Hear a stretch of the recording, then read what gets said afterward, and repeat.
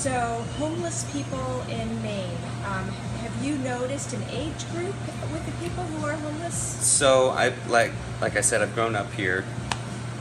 So just to kind of dive in a tiny bit, when I was in high school, I spent a lot of time in what's called Tommy's Park, which is right on Exchange Street. And when I was 16, 17, 18, a lot of people who I met were older homeless guys. And it was never weird, but we just kind of hung out. So the age group that I guess I've seen and I've noticed is usually around the age I am now, and then it gets worse and worse as people get older.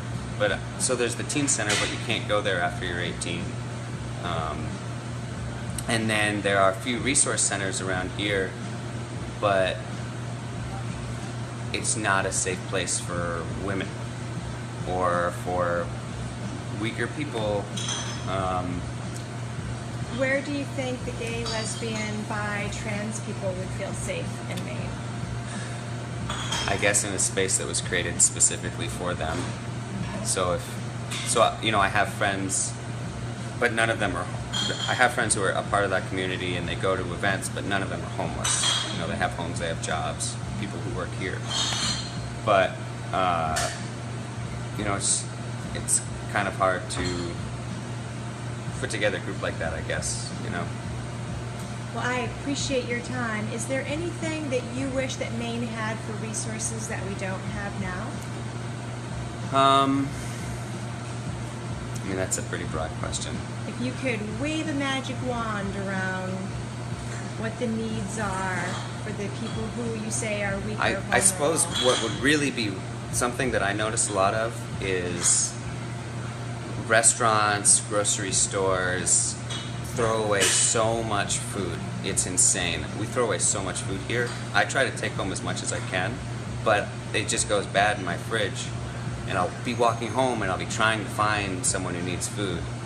And if there was just some way, if there was some community that put together some way that we could maybe, like, instead of a garbage man, we have the food guy. He comes at the end and we have our food sitting out and then he brings it to the Public Resource Center or what have you.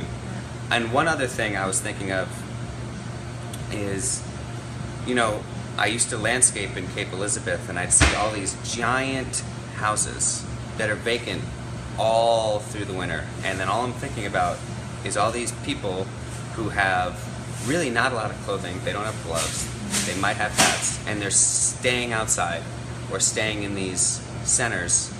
And I just think if there was some program where we could give them a place to stay, if maybe some really rich guy was like, yeah, let's help him out. But these are the things I think about. Housing and food. Housing and food. You're a good man. Thank you for your time. Yeah.